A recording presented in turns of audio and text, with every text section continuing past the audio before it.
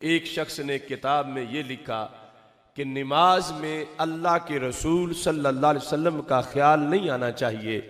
माज़अल्लाह उसने कहा कि गाय गधे का ख्याल आ जाए तो कोई बात नहीं, नबी का ख्याल नहीं आना चाहिए। बीवी का ख्याल आ जाए उसने कहा कोई बात नहीं, रसूल अल्लाह सल्लल्लाहु अलैहि वसल्लम का ख्याल नहीं आना चाहिए। दलील क्या दी?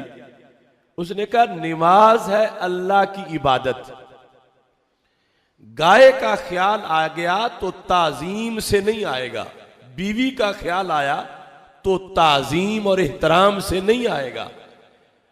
नबी पाक सल्लल्लाहु अलैहि वसल्लम का ख्याल आया तो ताजीम से आएगा, अदब से आएगा।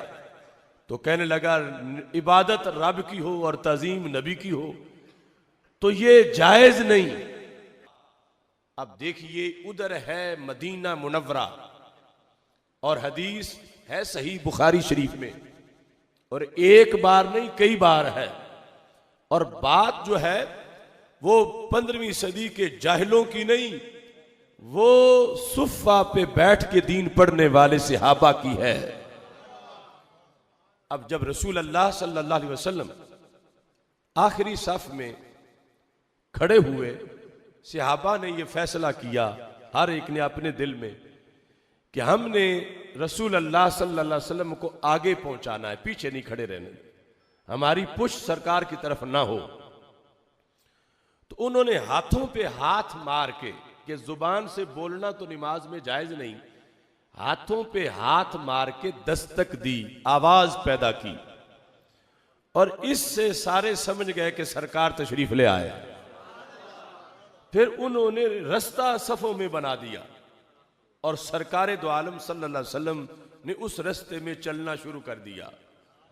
और चलते चलते सरकार जब पहली सफ में पहुंचे तो इमाम ने पीछे हटना शुरू कर दिया, यानी हजरत सिद्दीक़ अकबर रज़ी अल्लाह ताला अन्हो ने पीछे हटना शुरू किया। अब आप देखें कि जब सहाबा हाथ पे हाथ मार रहे थे तो क्या सरकार का ख्याल उनको नहीं आया था?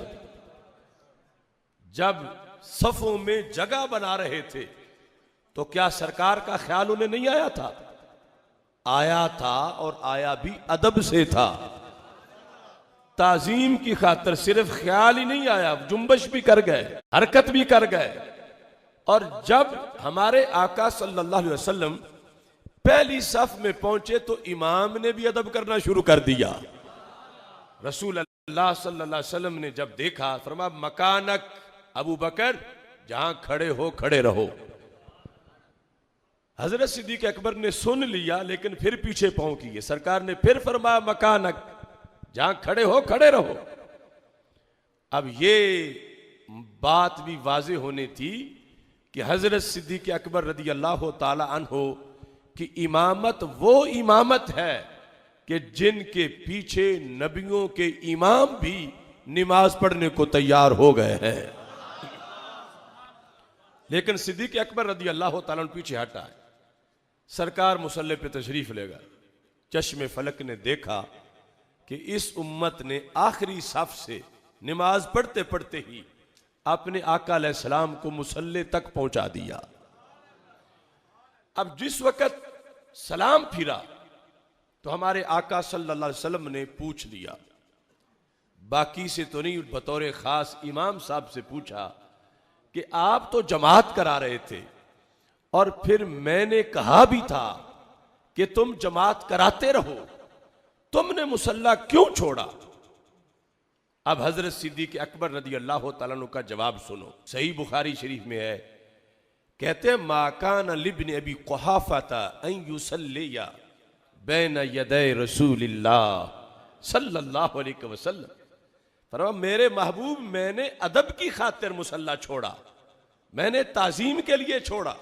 मैं सुन रहा था कि आप फरमा रहे हो कि मैं खड़ा रहूं, लेकिन वजह यह है कि अबू कुहाफा के बेटे की क्या हैसियत है कि वो रब के रसूल के आगे खड़ा होकर नमाज पढ़े। इस बुनियाद पर मैं तो अदब के लिए पीछे हट गया। अब अगर ये जो बर्रे सगीर में नजरिया पेश किया था इस्माइल देहलवी ने, उसमें कुछ वजन होता तो सरकार सहाबा से फरमाते, पहले तो जब रास्ता बना था सरकार फरमाते सहाबा मत बनाओ, तुम नमाज में भी मेरा अदब कर रहे हो, मुंह ध्यान नमाज पढ़ो तुम। या बना लिया था तो सरकार दो आलम सल्लल्लाहु अलैहि वसल्लम साइड पे खड़े हो जाते कि मैं इस रास्ते पे नहीं चलूंगा, ये गैर शरी तरीका बनाया गया है। तो सरकार चल भी पड़े। चलो पहले जो किया था वो तो सहाबा ने किया था, अब सरकार ने वो रास्ता पसंद भी कर लिया और उस पे चलते चलते आगे पहुंचे। और फिर हजरत सिद्दीक अकबर रज़ी अल्लाह तआला अन्हु ने जवाब में वाज़े कर दिया कि मैंने तो अदब से मुसल्ला छोड़ा है। तो सरकार फरमा सकते थे तुम थे मुझसे पहले इमाम, तुम्हारी जमात पर मेरे आगे बुनियाद रखी है, तो चूंकि तुमने नमाज में अदब किया है मेरा, लिहाजा तुम्हारी टूट गई, तुम्हारी टूटी तो पिछलों को भी टूट गई। तो हमारे आका सल्लल्लाहु अलैहि वसल्लम ने यह नहीं फरमाया, बल्कि नमाज इस कदर मंजूर हुई कि जिस शख्स ने सरकार के अदब में मुसल्ला छोड़ा था, रब ने उम्मत में पहले नंबर पर उसे ही अता फरमाया था। नारे तकबीर।